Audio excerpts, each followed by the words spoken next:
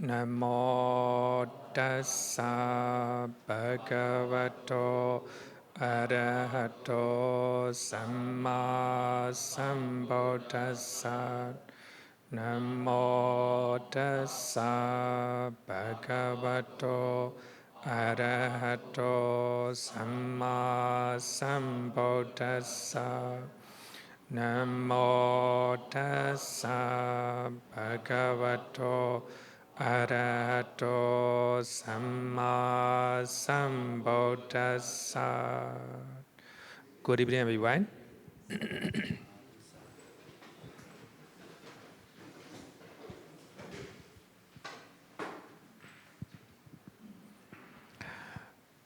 Today we will talk about two main topics.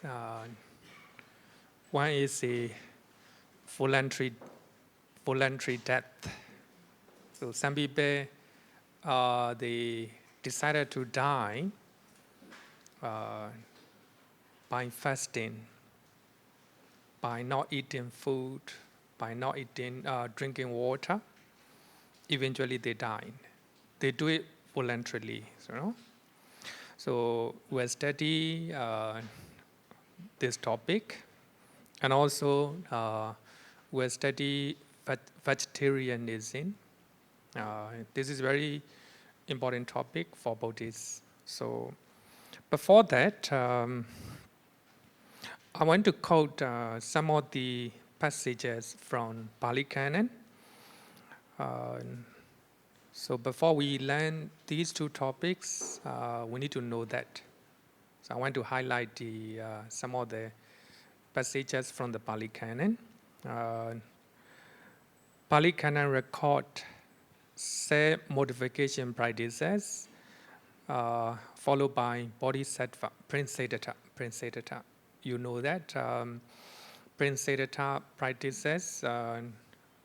Prince Siddhartha did a lot of practices before he became the Buddha.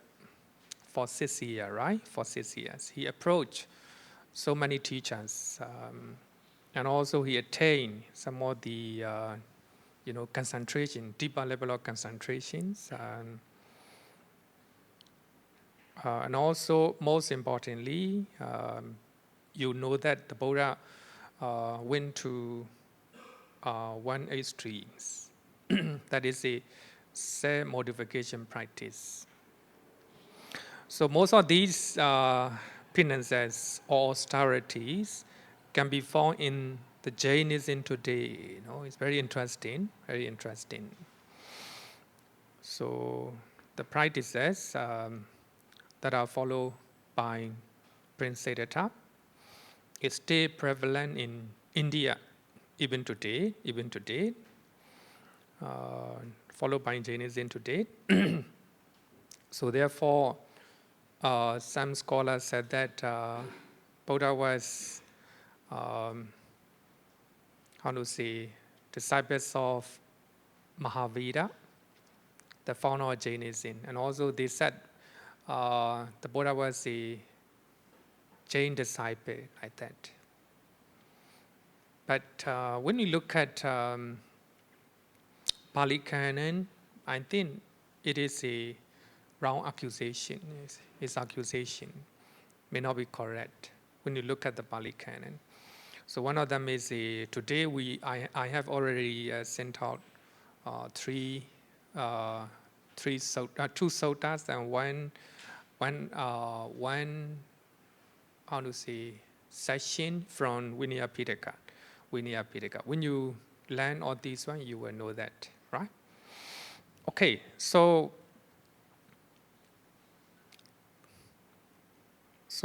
let's look at what we can find in the Pali Canon.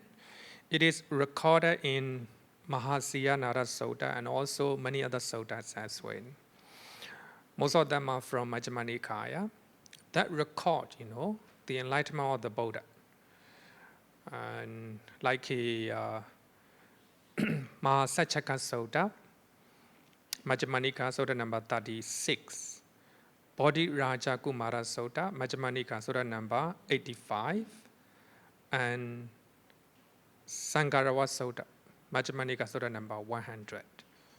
So it is found not only in one sutta, in many places, especially that talk about, how to say, the Buddha, maybe we can call it the Buddha diary, how he can find the truth or enlightenment, right? Before he attained enlightenment, before he became the Buddha go, how to say, underwent all these austerity or self-modification practices. So I just give you some of the example. Because when we are talking about like a vegetarianism, we need to look at this one, This one also. Here, going naked, not without wearing. Even today, Jain monks are still following, going naked. When you look at just surface level, actually I'm not, criticizing, but talking according to Buddhist perspective, So therefore, as a Buddhist monk, when we are wearing the robe, so we have to contemplate. I am wearing the robe, not just for the beauty, just to protect my, my body, and just to protect the weather, just to protect some of the mosquito like that, So that is the purpose of wearing the robe, not for the beauty, right? Not for the beauty. But here they go extreme, going naked. So they say that wearing the robe, the cloth is a kind of attachment. It creates attachment, Eating forest root and fruit that drop from the trees. So this one, followed by some of the Buddhist monks, even today, but of course it's very rare, very rare. When you read the Visuddhimagga, you will see that one of the monks follow this practice. He just eat, not only, he just eat the, Visuddhimagga record that as a monk, we have to eat, which is offer, But when he was living in the forest and nobody to offer him, therefore he was faint. He fall down on the ground because he's very weak. So by that time, the fruit dropped from the trees, nearby him. So according to Vinaya rules, not allowed to eat, not allowed to pick up and eat. Somebody have to offer the food to him. Then he is allowed to eat. So that monk, he followed the Vinaya rules, 100%. So therefore, even though he is weak, hungry, he did not eat. He didn't pick up the food dropped by the tree, So actually the purpose is he left the Vinaya rules. Even, as a Buddhist monk, even the fruit dropped from the tree, not allowed to pick up and eat. Somebody have to offer. That's the reason why, people, before we eat the food, people offer, right? So that's the reason why. Wearing the tree barks, grass, fabric, etc. Not wearing very good one, Standing continually, rejecting seat. So actually, Prince Siddhartha, you can see that Prince Siddhartha follow all these self-modification practices. So he will not sit down, stay standing, right? Even nowadays, some of the ascetics in India still following this practice. They are not sitting down, standing, standing. People like it, such self-modification practices. People like it. Pulling out his hair and beard, using the back cover with the spikes. You can see that. They are not using razor. They are not using haircut, They have to pull out, You can see that. It's very, austere practice, not easy to follow. So actually, when you look at the reason why they do, it's good, how to say, it's a good purpose, The reason is not to have attachment, Even today, Jain monks are still following this. Using the back cover with the spike, right? Maybe Hindu practice nowadays, they walk on the spike like that. According to Buddhism, this is a self-modification practices. So that is one of the extreme. What is another extreme? Sensual pleasures, enjoying sensual pleasure, right? So Prince Siddhartha enjoyed sensual pleasures at the palace for 29 years, 29 years. So this is a one extreme that we need to avoid.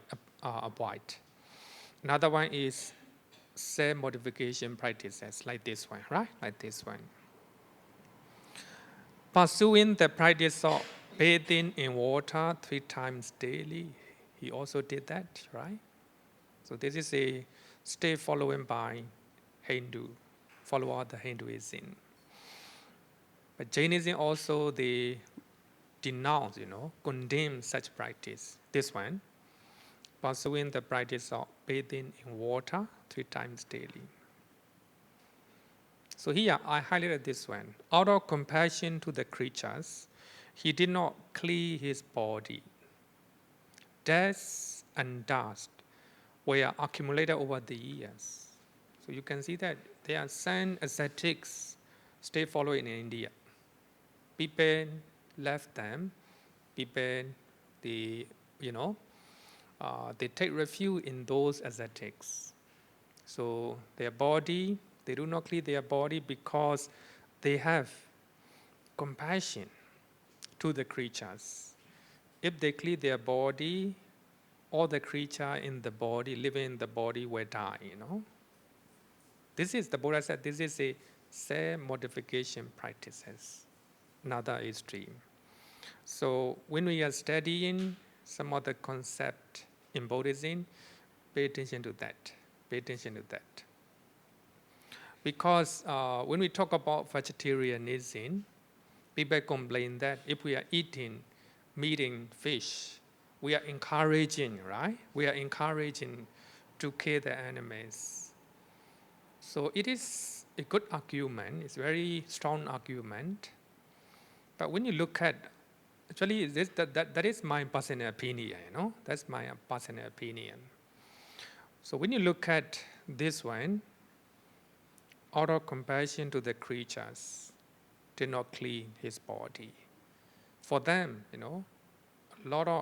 for the body setup, full of compassion, he didn't clean his body because he would kill so many creatures living in the body. And so therefore, he didn't clean his body for so many years. Then I was always mindful in stepping forward and stepping backward. I was full of pity, even in regard to the drop of water that's let me not hurt the tiny creatures in the crevices of the ground. So here, Bodhisattva, Prince Siddhartha, is very careful, mindful, stepping forward and stepping backward, thinking that he might be killing, he might be hurting the creatures living on the ground, living on the ground. So this practice is still following by Jainism, especially Jain ascetics, Jain monks. So when they rarely go out nighttime, because when they go out nighttime, they might step on, they might kill tiny creatures on the ground, like an ant. So some of the ascetics, before they go to one place, they clear the ground, worrying that they might kill the ant and some insect. So actually this one, actually you can see that still following Jainism today. When you look at from religious perspective, a very strong argument, right? Seem to be very good, very good. I would say that it's too good, according to this Sutta, it's too good to follow, These are good to practice, but not if you are doing like this, you cannot do so many things, right? So many things. So actually, I want you to pay attention to all these points. These are self-modification practices. So the Buddha put forward, right? Buddha put forward. So here I have added some of the suttas. Majjhima Nikaya 36, Mahasacaka Sutta 85, Bodhi Raja Kumara Sutta, and 100, Sangarawa Sutta. So ultimately, Prince Siddhartha realized futility of these austerities, then follow the middle path. He followed the middle path, avoiding two extremes. At the age of 29, he already avoided one extreme, enjoying sensual pleasures. But after that, he met so many teachers. He followed so many practices that he think he will be able to, cremate all his defilements in his mind. He did all these one with a good intention, But later the Buddha knew that all these practices, self-modification practices, will not lead to cessation of suffering or cessation of defilements, cessation of craving. So the Buddha realized, therefore he followed the middle path. So under the meditation topic, we will talk about the middle path, the Noble Eightfold Path in detail. So therefore, when we study two topics today, I think you need to pay attention to these suttas, these passages from the Pali Canon. Okay, so the first one, voluntary death in Jainism. Because in Buddhism, we can't find voluntary death quite often, only a few times. So therefore, I will quote voluntary death in Jainism. So I'm prepared this note based on one book, History of Indian Literature, written by Maurice Wantanet. So this book is well-known one, used by academic scholars. And also I cited some of the web page, web page run by Jain disciples, like a Federation of Jain Association in North America. And also, I quoted from Wikipedia.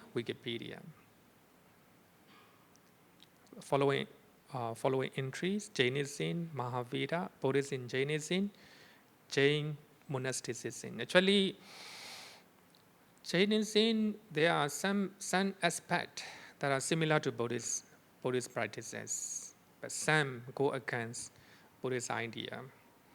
But the differences are very, very thin, very thin. Regarding with the theory of, karma, they also have theory of karma. Very similar, but some differences. And also they believe theory of soul, theory of soul. They are trying to do good deed, trying not to do unwholesome deed to purify their soul, like that.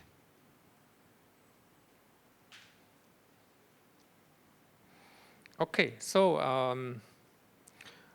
voluntary death in Jainism, they call it Santara, Sanlekana. Sometimes they call it Samadhi Marana. Samadhi, you ever heard of the word, right? It's a Pali word. Samadhi means concentration. Marana means death. So you have full of concentration, mindfulness, full of conscious when you practice this one, this voluntary death. And also Santarami, lying down with the full of conscious or mindfully.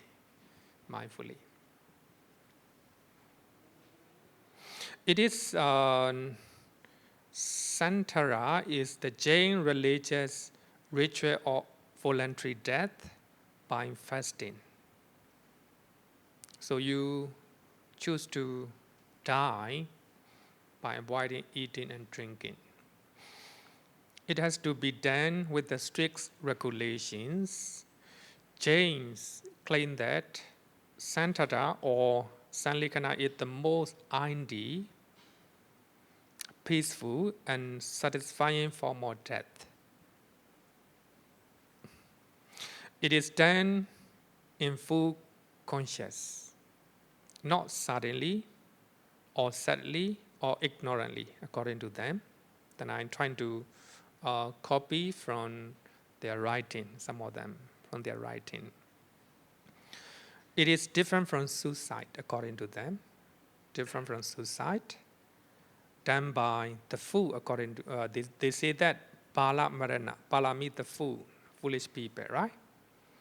Marana means death, or the death of the fool. Only a person who has no desire to live, and no responsibility remaining in life is entitled to perform it. Some people may have a, fatal diseases, so they don't have a desire to live. So they, in Jainism, they follow this voluntary death.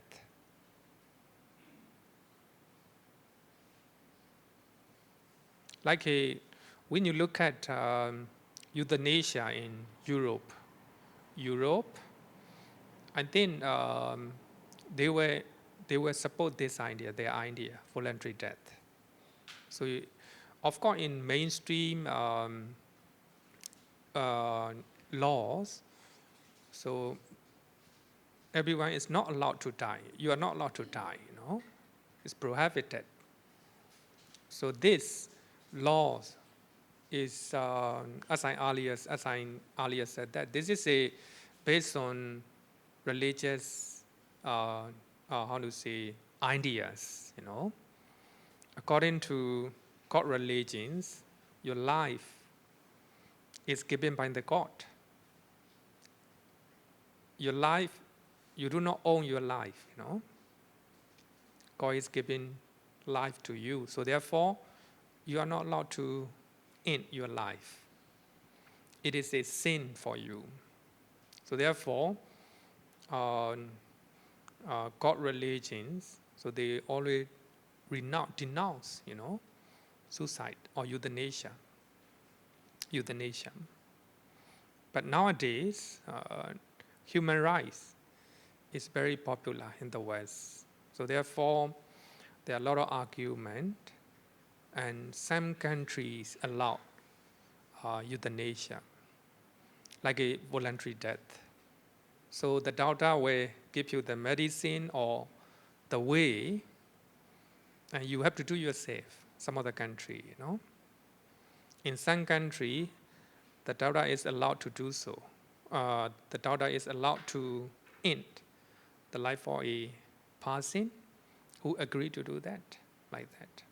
So when you study current, situation in the Europe, I think they were not majority, of course, not the majority. Some country, few countries, they allowed euthanasia, no? And other one, voluntary death. So I talk about this voluntary death in Jainism to talk about, to think about these issues according to Buddhist perspective, according to Buddhist perspective.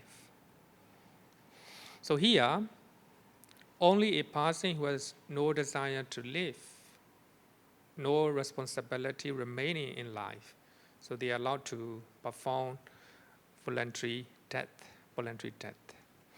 The decision to do so must be publicly declared well in advance. So if you want to do voluntary death, you have to announce.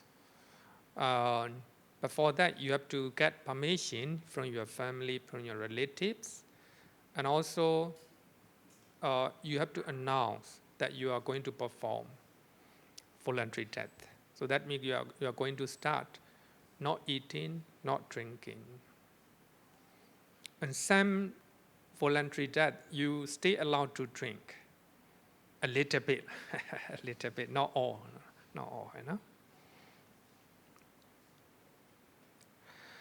Santhara is not allowed in condition of good health. If you are healthy, if you have mental diseases, if you still have a lot of things to do in your family, if you still have a desire to live and to eat, and if you are not willing to do that, if you are forced to do voluntary death, you don't have to do that. Healthy, young, adept, and children are unfit according to them, not allowed to do so. So that means if you have a terminal illness, so you don't have desire to live, they can, voluntary death can be performed.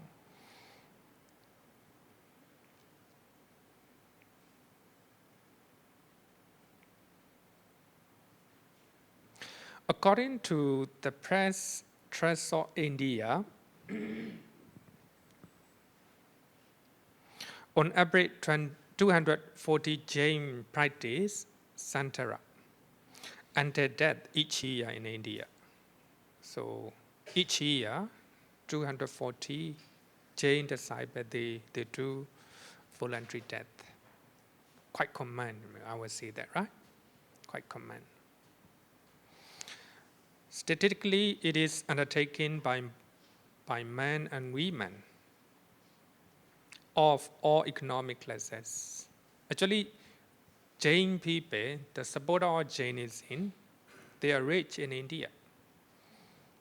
They follow pure vegetarianism. And they do not do any business that cause, killing and hurting creatures like that.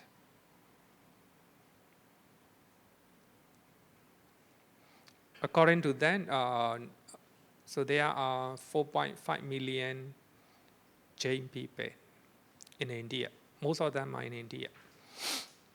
But there are some Jains disciples living in abroad. Even recently, a group of Jain disciples, they come and visit our temple. So they want to study our classes and also our puja. So even there is a Jain temple nearby, so they come and visit our temple. So human rights activists petition the High Court to declare Santhara illegal. So one of the Jain disciples, he noted that some people are forced to perform voluntary death because some old people in the family, family has a problem to take care of them. So they are forced to do voluntary death. And he even encountered that one lady, while he was performing voluntary death, she screamed, because she's very thirsty, hungry. Then the family, they sing in song, religious songs, loudly, so that to cover, the crying of the lady, the screaming of the lady. He noticed that. So therefore, some cases, even though they perform voluntary death, some are forced to do. So therefore, he lead petition to the High Court. And also, India High Court also agree that voluntary death or Santara is illegal in accordance with the rules and regulation of India. So as you know that India inherit British laws, right? Including many countries in Asia. So therefore, the law says that you are not allowed to perform euthanasia or suicide. This is the High Court said that this is a kind of suicide. So Jains argue. There's a lot of debate, among Jainism.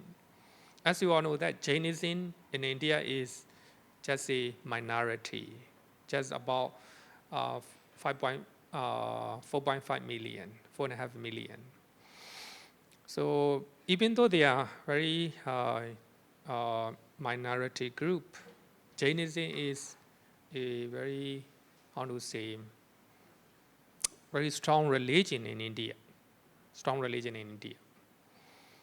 The supporters of Jainism are rich people.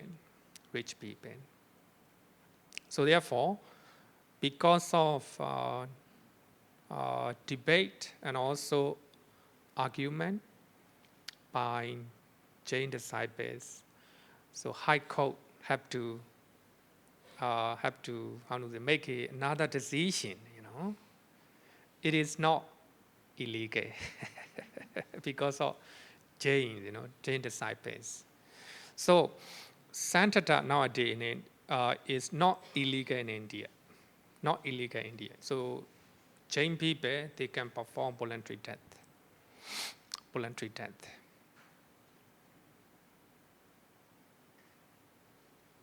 Then also, this is a Jainism. Then I also want to highlight self-immolation and otherwise voluntary death in Buddhism. It happened in Vietnam in 1963. By that time, the president of South Vietnam is a Catholic. So maybe he may be practicing Buddhist. So therefore, Buddhist monks demonstrate not to do so. But of course, the government, that South Vietnam, is backed by American. So therefore, powerful. So they were not listening to the public, to the Buddhists. So one of the monks in Vietnam, so he set himself on fire, self-immolation. So in that way, he demonstrated the war, he against persecution of Buddhists in Vietnam. It happened in 1963. So you can see that Vietnamese Mahayana monks is meditating in lotus form, and he trying to set on fire on him. So this is a kind of demonstration, a kind of voluntary death. He decided to die, just to show that persecution of Buddhists in South Vietnam is a not fair, not fair. So this photo is widespread, very well known by the time. Even John F. Kennedy, American president, said that. So in the history, this photo is the most powerful photo that roused the emotion of the people in the world. So by looking at this photo, of course the government became shocked. And he announced some of the things to release. But he didn't follow his the promise. He break the promise. So therefore, some Vietnamese monks also they do say immolation. So they set fire on them. They set themselves on fire. So that way they show disagreement to the government. After one month, so the president, Catholic president, he was executed because of these problems. So my point, is this photo or this immolation is studied and also analyzed as a way of Buddhist practice. According to Mahayana Sutras, Lotus Sutras, it is mentioned that Bodhisattva was on fire just to show selflessness. So by following this example, these monks they do self-immolation. This is the influence of Lotus Sutras. It is a kind of compassion, embodiment of compassion for the people who were executed, who were, downgraded in the country. So when you look at the picture, you see that the man is meditating in lotus position for some time, quite some time. I don't know how many minutes. So it shows the power of the mind.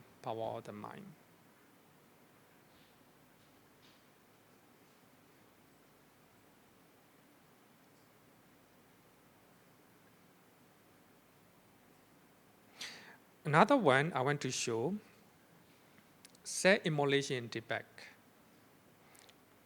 You can see that this guy also, Tibetan man, 27 years old, he demonstrated in New Delhi in front of the parliament, Indian parliament. So by that time, China President Hu Jintao is going to visit India. So he set himself on fire, self-immolation. Just want to demonstrate. Tibet is under the control of the China. It is not fair. And also, it is very bad to invite such president to India.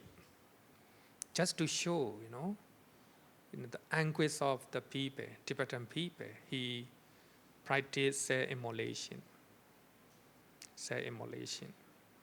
Not only this person, there are many Tibetans, So they practice self-immolation just to show, The one journalist asked Dalai Lama, is it a good practice? It is practiced by real Buddhists. Dalai Lama do not endorse this practice. But he said that Tibetan people are oppressed. So to show their anger, to show their disappointment, so they do so.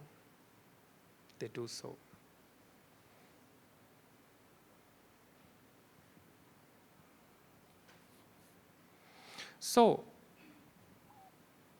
These are self-immolation, in other words, voluntary death, right? Voluntary death. So they decided to die for the sake of their own country, for the sake of the people, their own people. So if they do out of compassion to their citizens, maybe it's not very, I would say that it's not very bad. It's not very bad. But of course, we shouldn't endorse such practices.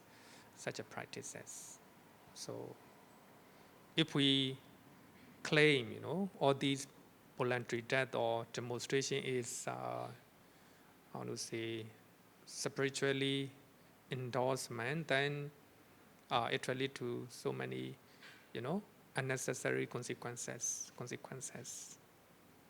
Okay, what is your thought? What's your thought about voluntary death? If you have any question or discussion, this is a very controversial one. It's a controversial one. Many people may not like to discuss about this matter, because these are connected with suicide or killing, killing. Later, I will conclude my discussion. I will conclude.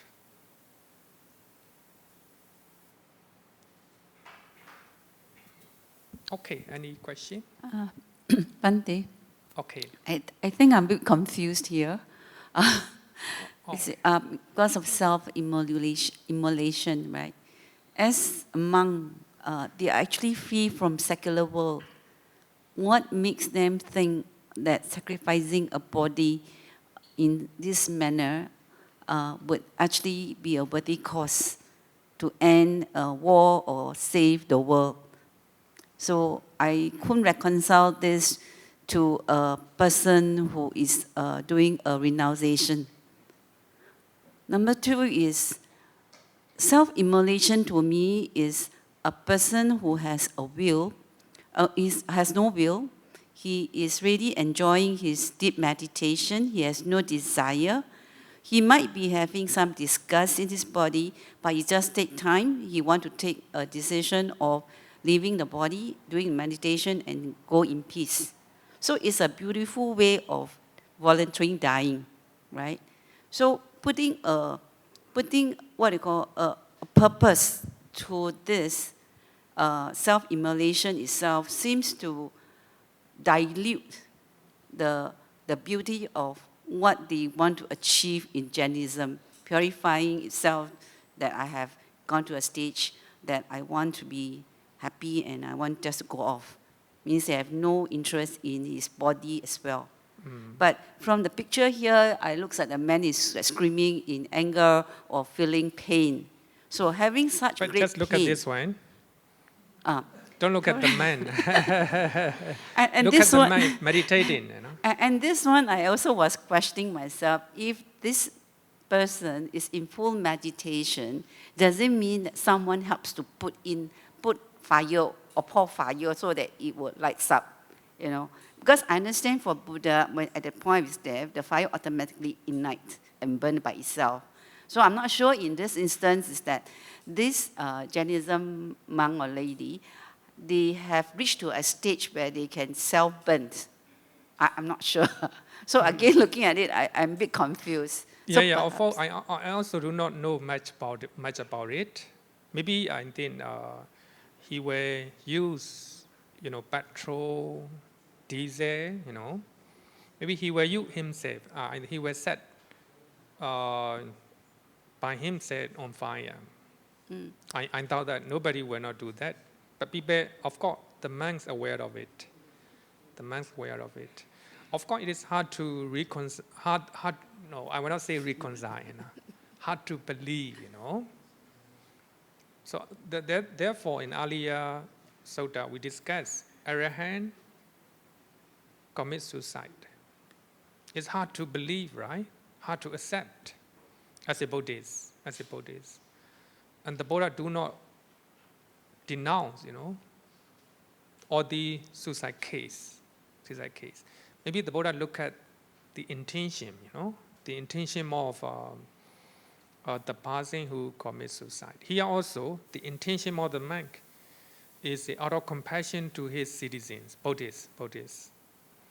So, of course, if you look at this guy, this Tibetan man, of course, he is screaming out of anger.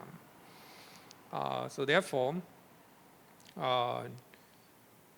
Dalai Lama will not approve it or will not endorse. This is good. This should be done. No. But instead of, he cleverly said that, the Tibetan people are desperate, so they demonstrate, I'm really not sure here on the objective. Basically, if you put yourself self-sacrifice for a good cause, using... How about it? Maybe this man, good cause. Because of him, the country became a lot of changes, encounter a lot of changes. The president who oppressed the people, he was executed. Thank you, Bhante. So of course, it's very hard to, accept some of the facts. So I just give you something to think about it, right? To think about it. When you look at the trend in Europe, the Europe, most of the rich country like Switzerland, like Norway, Netherlands. So there are a lot of changes because of human right. So they think that people have the right to end their life, We can call it voluntary death, right? Voluntary death. There are services in Switzerland. There are services, services. I mean, just to, think about what the Buddhist perspective, what is Buddhist perspective, So therefore,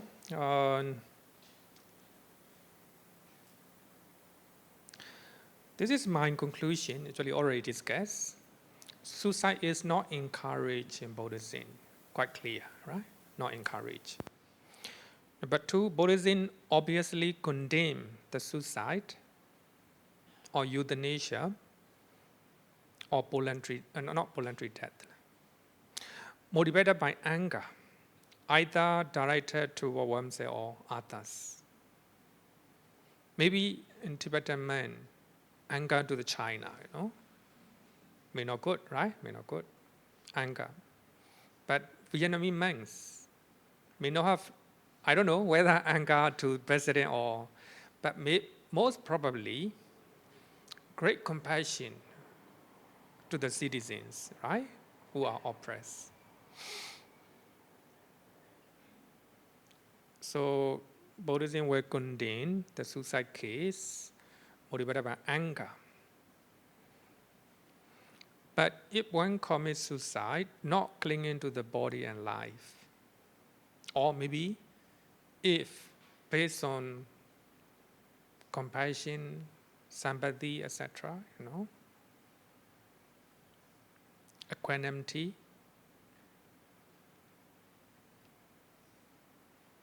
not clinging to the body and life, it seems to be personal choice. I will not say it's not. This is a very hard, it's a very hard topic because nowadays, there are a lot of discussion, about voluntary death or euthanasia. People ask. Okay.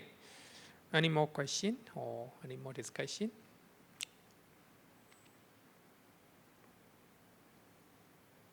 Okay, then let's move to another topic.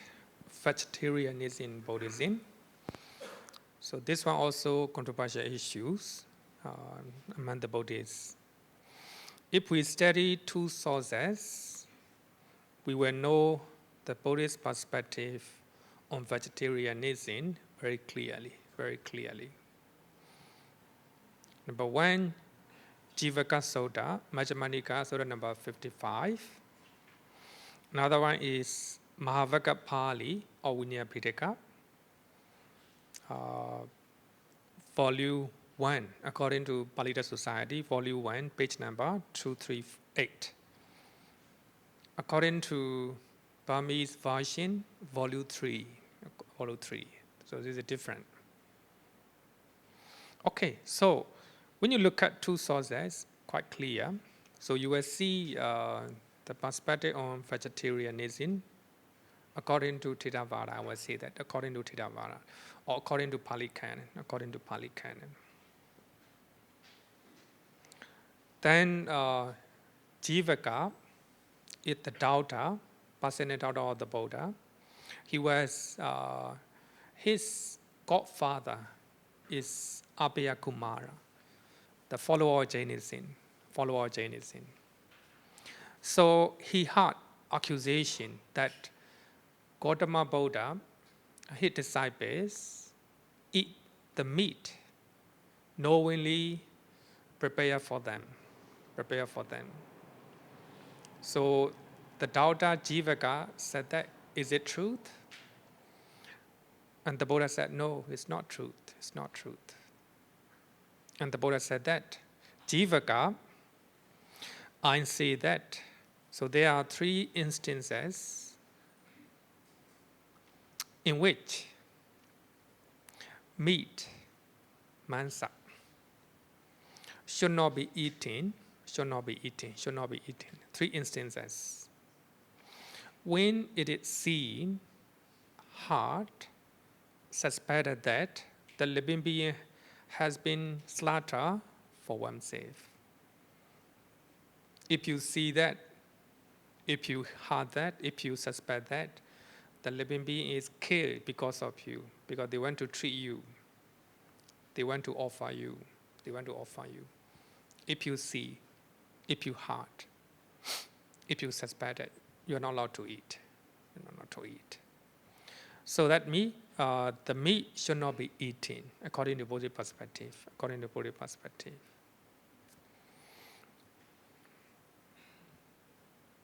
I say that there are 3 instances, 3 aspects in which meat may be eaten.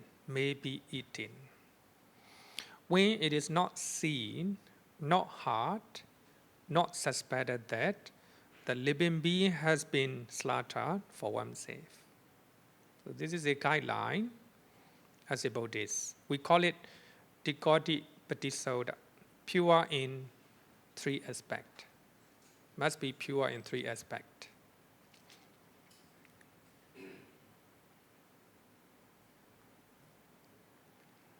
I think it's clear enough, right? Clear enough. So that means you can eat meat or fish when you do not see, you do not hear, you do not suspect that it's not okay for you, right? Okay for you, you can eat it. So that means the Buddhists not necessarily follow vegetarianism. It is up to you, right? It's up to you.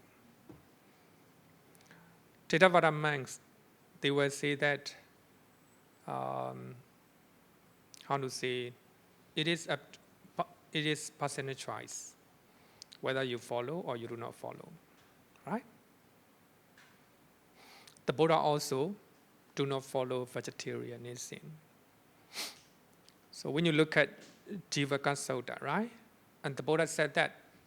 The Buddha said one guideline for monks.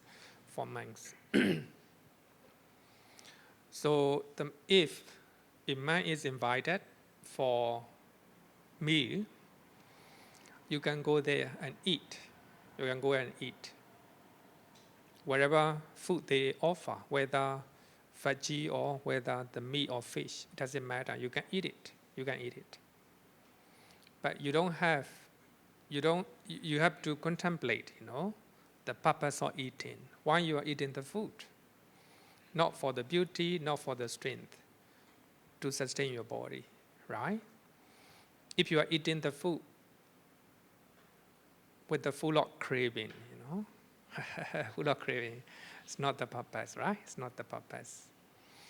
And you don't have any desire that, oh, this householders, these people, they offer some material food or very good food. If they invite me again, that will be better. No desire, no such craving or desire. So they want me to invite you to next time. When you read the Sutta, right? It's a guideline for monks. So therefore, we can accept invitation or the food donation. Whatever food they eat, or they offer, you can eat it. But so must be pure in three aspects, right? So the food must not be sea and hard and suspected that prepared for you, They care because of you. No, not allowed to eat. And also the Buddha said that if anyone slaughters a living being for the Tathagata, or that means for the Buddha, or for his disciple, he lay up much demerit in 5 instances. So that means if somebody kill living being to offer the Buddha and his disciples, also demerit, in 5 ways. Why he was asking his people to fetch and to catch the living being. Also accumulate demerit, unwholesome deed. Then why they are catching the living being, so the living being have a lot of pain, screaming. So by that time also, a lot of demerit, a lot of akusala. Why you are asking to kill them, also demerit. So why the living being is being killed and he will cry out, he will have a lot of pain, So by that time also demerit. The moment you offer the food to the Buddha and disciple, also accumulate a lot of unwholesome deed, demerit, 5 ways. So that means, as a Buddhist, you shouldn't kill, sentient beings, and you shouldn't ask to kill. Even you offer food to the Buddha and to the disciples, is unwholesome deed, because it involves killing, right? Then you go to NUTC market and you buy, then you offer, it doesn't matter, right? So the meat and the fish, it's not killed because of you, Of course, some people may argue, because of consumption, right? Because of consumption, then the order increase, like that, So therefore, I show some of the, passages from the Pali Canon. When you are looking at these aspects, so there's nothing to do. Even you eat vegetarian food. So when they are preparing veggie, then many creatures are killed, When they are pulling off from the ground, right? From the ground, many people are dying. So therefore, Jainism, they do not eat potatoes, because they think that when you pull out the potato tree, so there are a lot of tiny creatures, they are killed. And also garlic, onion, similarly, right? Similarly, it involves a lot of killing. So therefore, do not eat. How about other veggies? Same thing, right? People use a lot of pesticide, right? Pesticide. And it involves a lot of killing, right? A lot of killing. So there is no food to eat, right? So therefore, the Buddha said, say modification practices, Even you are mindful to put your food on the ground, thinking that you might kill tiny creatures on the ground. It's also same modification. So there's nothing to do, nothing to move, As soon as you move your body, then you kill, one way or another, right? As soon as you clean your table, your house, involving a lot of killing, right? So therefore, middle way is very important, right? The middle part is very important. So actually, I sent another sutta from Anguttara Nikaya. We call it Sihanara Sutta. Anguttara Nikaya, chapter 8, sutta number 12. Chapter 8, sutta number 12. Sihanara Sutta. So Sihanara is the, how to say, commander-in-chief in Vesali. Another we call it defense minister. He was a follower of Jainism. Actually, we already learned, right? When we are talking about dharana. So there is a conversation in the parliament. How good is the Buddha and how right is the Dharma and how sincere are the disciples of the Buddha, like that. So the quality of the triple gems. So Siha, the general Siha had that, and he went to meet with the Buddha. So when he discussed with his teacher, Mahavira, the founder of Jainism, Mahavira said, no, you shouldn't go because you are a good disciple of Jainism. So actually, making wrong accusation to the Buddha. No? Then when he hear the quality of the triple gem for second time and third time, he also want to go. Second time he get permission from his teacher. Teacher said no, shouldn't go. Then third time, without asking any permission, he went to see the Buddha. And he trying to ask some of the accusation, and the Buddha replied. So later he became follower of the Buddha. Then he invited the Buddha and his disciples for lunch in his house. So the next day, of course, food and meat and fish are prepared, including meat and fish. Then disciples saw Mahavira Jainism and announcing and crying out in the cities that Gautama Buddha is going to accept lunch meal prepared for him.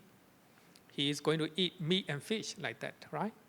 Knowing that prepared especially for him. But actually, the general Siha let his people buy from the market, not killing, not any killing. And also the Buddha eat. Of course, the Buddha eat the meat,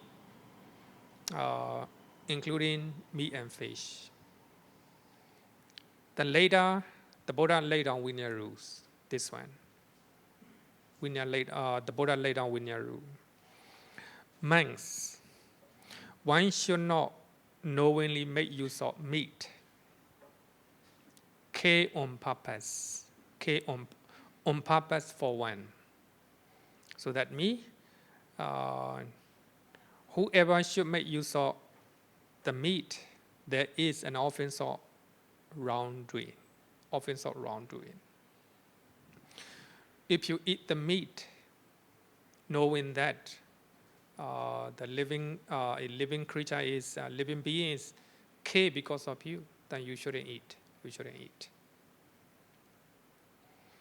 So the Buddha said that I allow you monks, fish and meat that are quite pure in three aspects.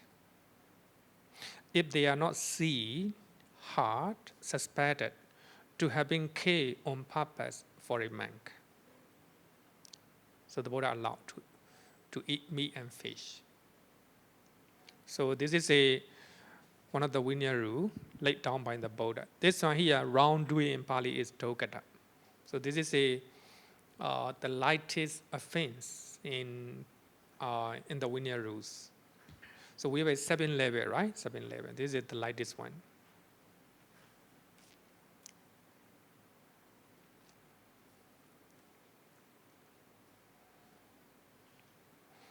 And also, I want to talk about the story of another story connected with the Devadatta. Devadatta. So that you will know the opinion of Theravada monks, why they do not follow vegetarianism. One of the strong reasons is because of this story. So Devadatta trying to kill the Buddha, right? Using so many methods. By using Nalagiri elephant, by throwing a very big boulder to the Buddha, like that. By using archers, he trying to kill the Buddha, but his plan didn't succeed. So therefore, he trying to plan to make a schism in the Sangha by using effective method.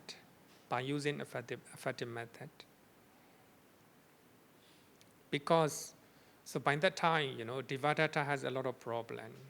So no disciples. So therefore, he had to go to the houses and ask for the food.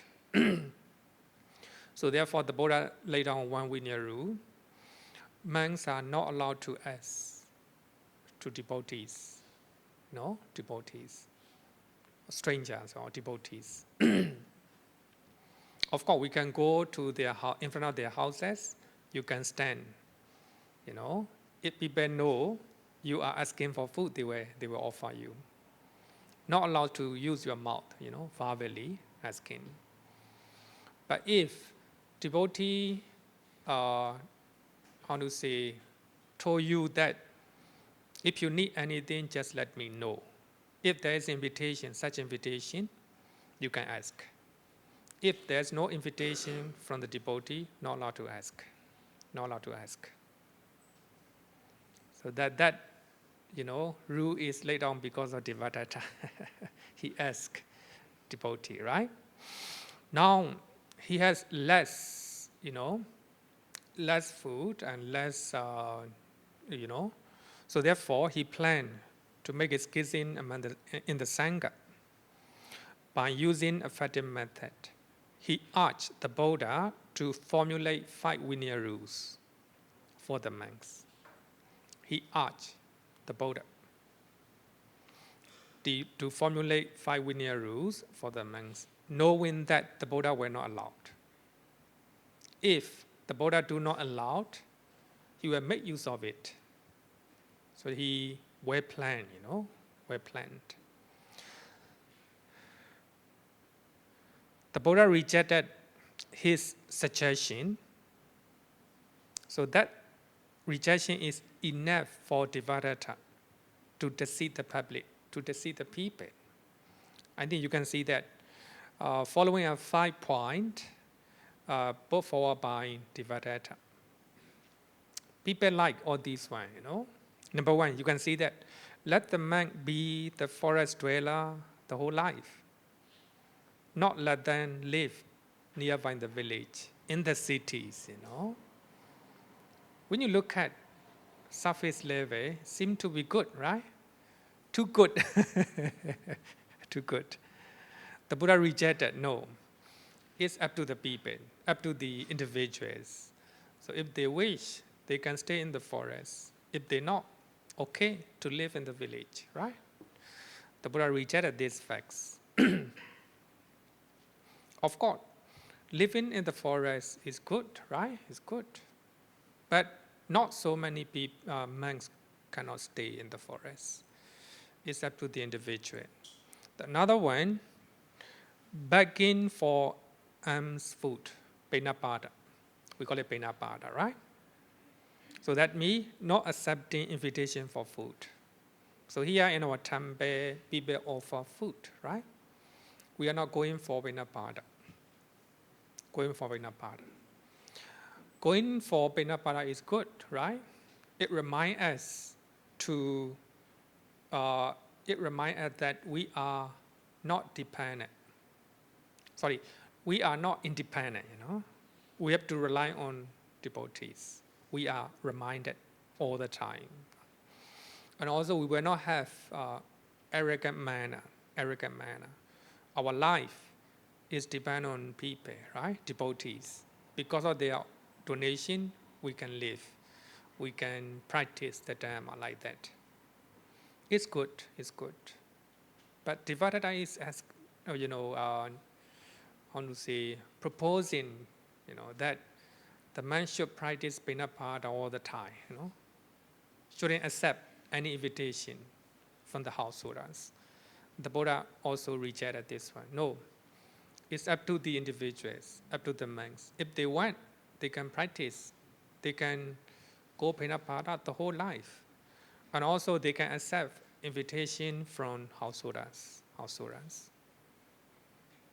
So that means if the Buddha allowed all his, proposal, Buddhism will not flourish like today, right?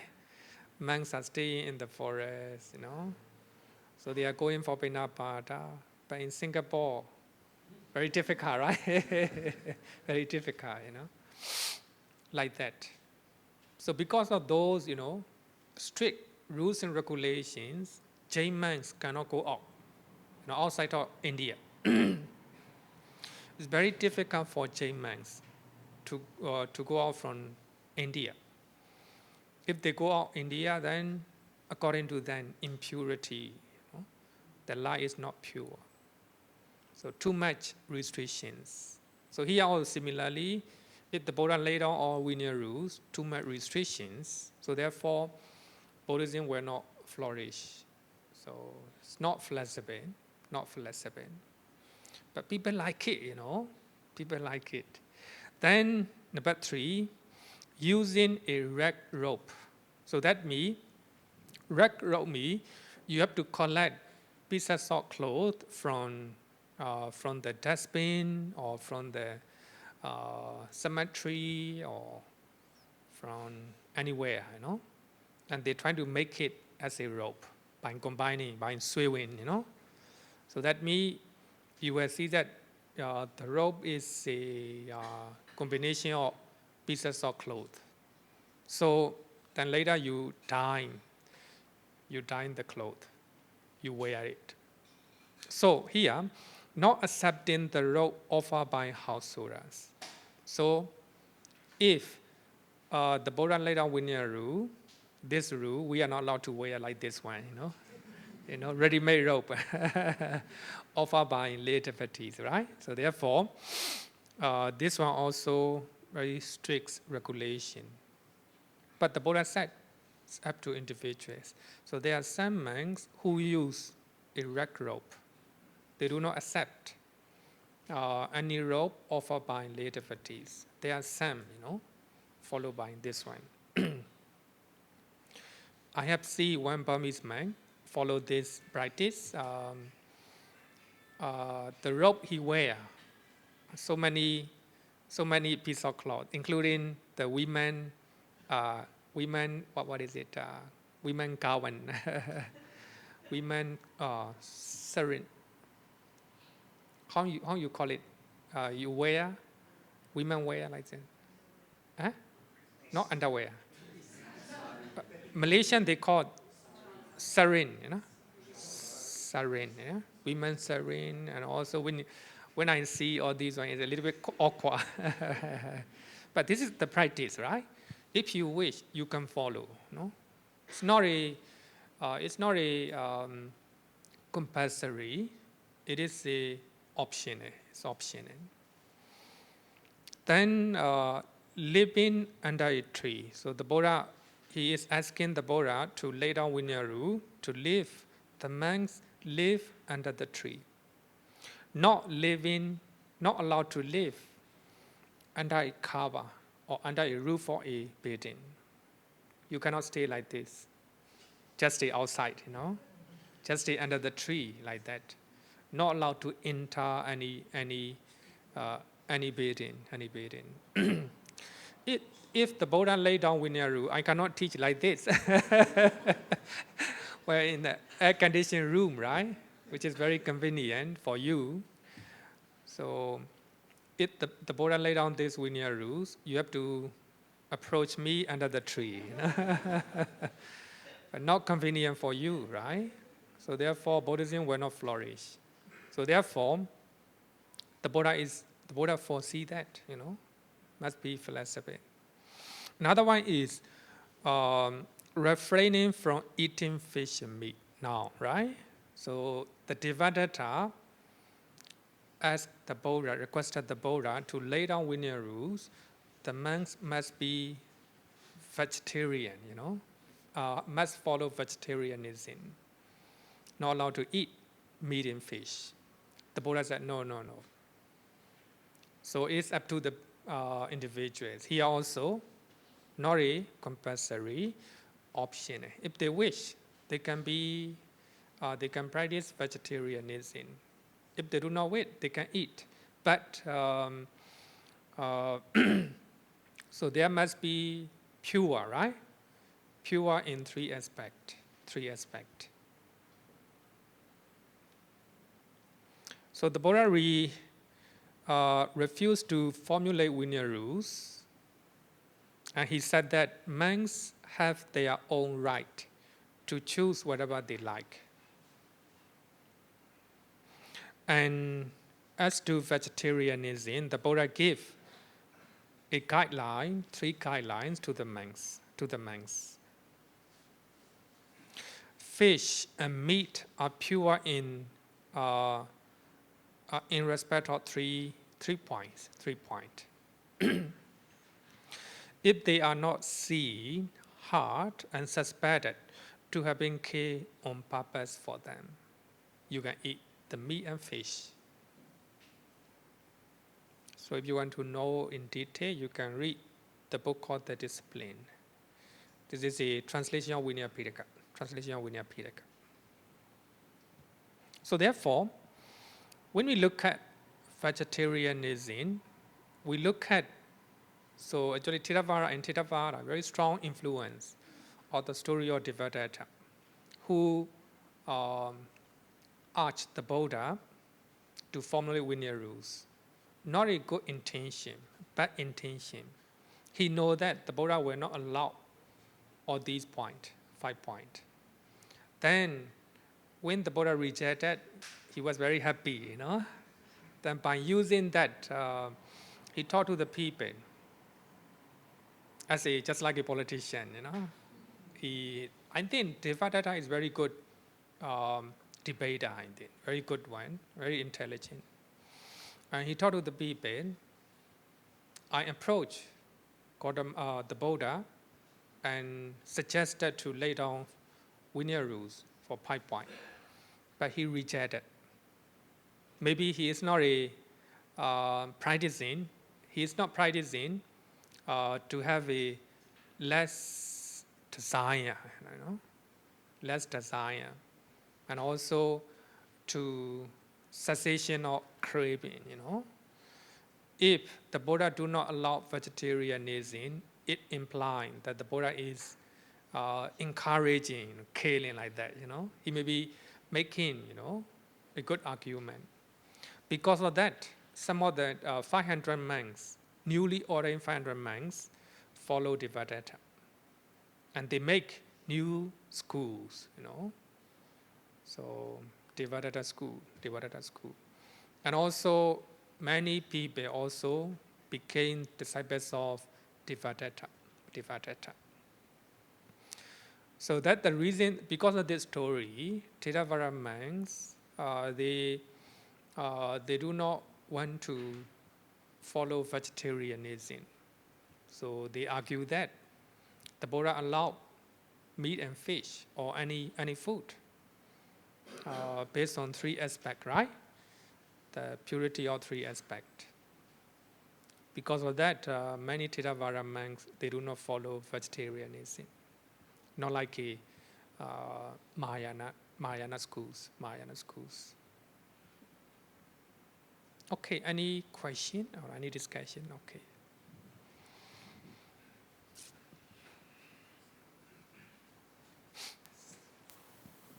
Good evening, Bante. I want to ask about vegetarianism for a devout practicing Buddhist.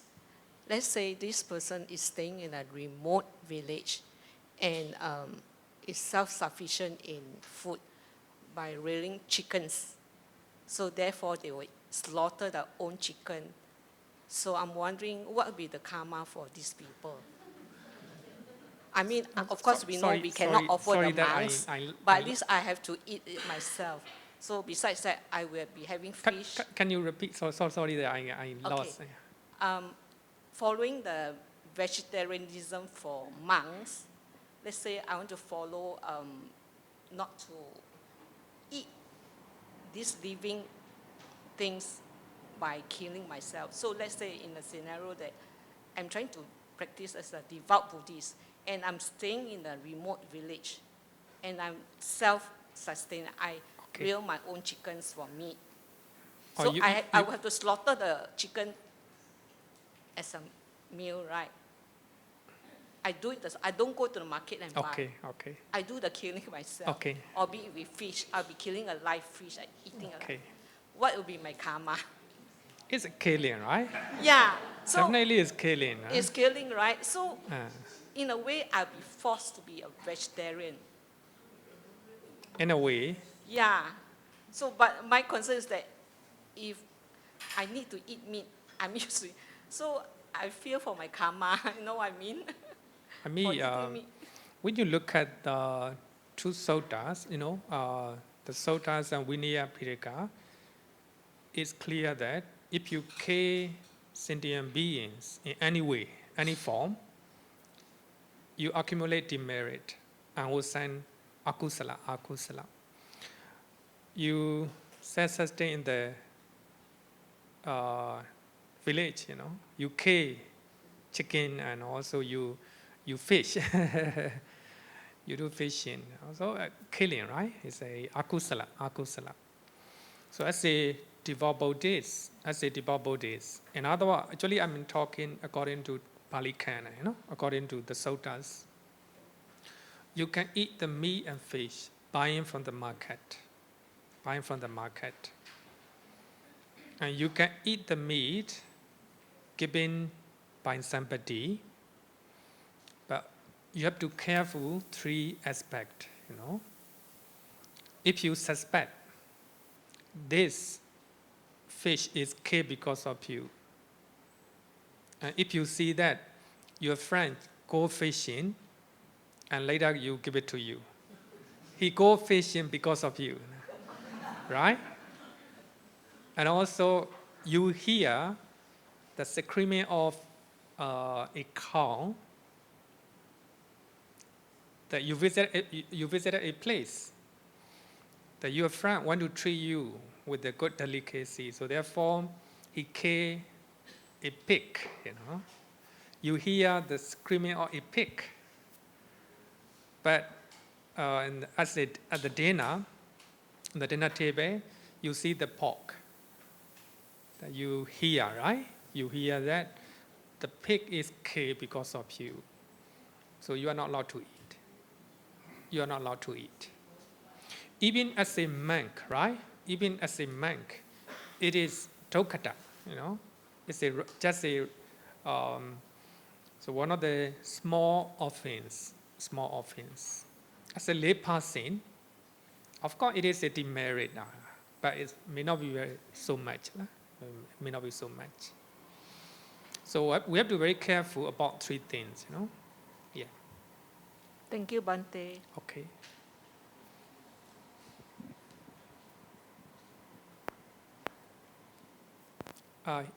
Let's hear.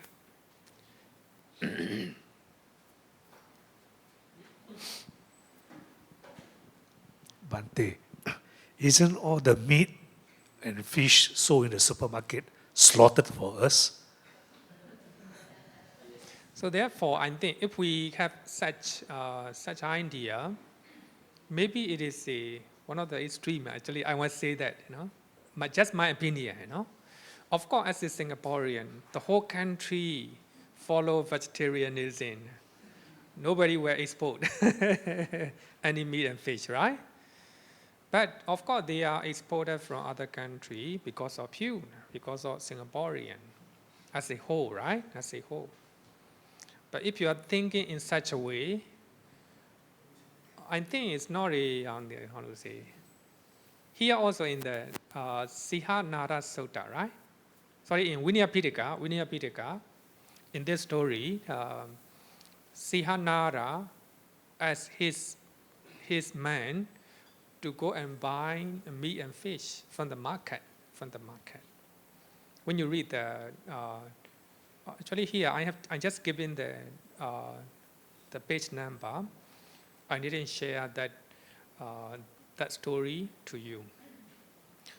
Because the Vinaya Pitaka, translation of Vinaya Pitaka is sometimes not a modern, it's a lot of, how to say, wrong translation. So therefore I use story, how to say, the Sutta from Anguttara Nikaya. What I want to say is, the general Siha asked his man to buy the meat and fish from the market, So that means when you look at the suttas, you can buy the fish and meat from the market. But if we are looking at all the details, nothing to eat, even vegetable, right? Even vegetable, it involves a lot of, killing tiny creatures. Even you are drinking water, there may be a lot of, there may be some living being, right? Living being inside. Maybe next lessons I will discuss about some of the insects in our body. One of the students asked the question. We can discuss in details by the time. By the time. So therefore, I think we have to be very flexible, Of course, so when I was learning English, my teacher gave the topic on vegetarianism. We have to argue, one side have to argue, we have to be pure vegetarianism.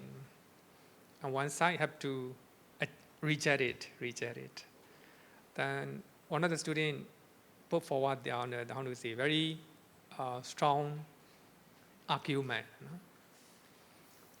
Adolf Hitler from Germany, he followed vegetarianism, but he killed so many living beings, right? So many people, right? In the war. Even though he followed vegetarianism, he involved killing like that. So there are some animals like a cow, right? They do not eat any meat. So they also argue, No, not because of. We also have one sutta in Sutta Nipada. We call it Amakanda Sutta. Maybe next week we'll talk about it, a little bit talk about that one. Because I'm not denouncing, eating, following vegetarianism. It's up to the people, right?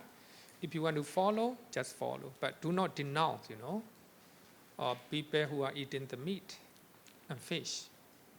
When you look at the suttas, Pali Canon or suttas are regarded as the early Buddhist teachings, and earliest Buddhist teaching.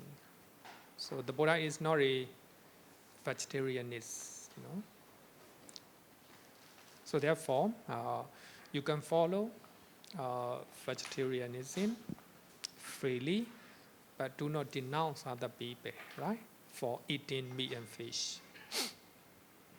Okay, so that's all. Time is up. So we'll continue to discuss about this next week.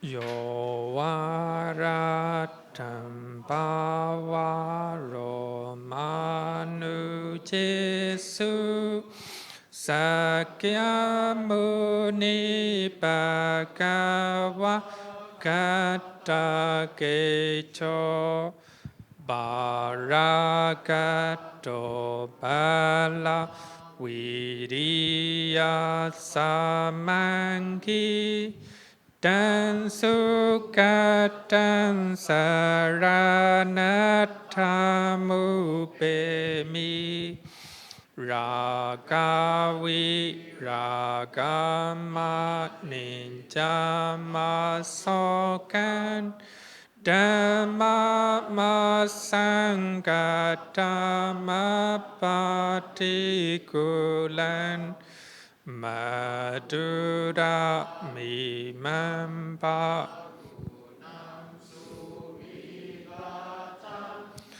ธัมมามิมันสารนัตถามุเปมิยะถาจาเตนามะหาภาลามาหุชัตตุสุสุสีสุปุริสายุเกสุ อัตถาจาโปกาลาธัมมาตัสสะเตสังฆามิมันสารนัตถามุเปมิสาธุสาธุสาธุ Good night everyone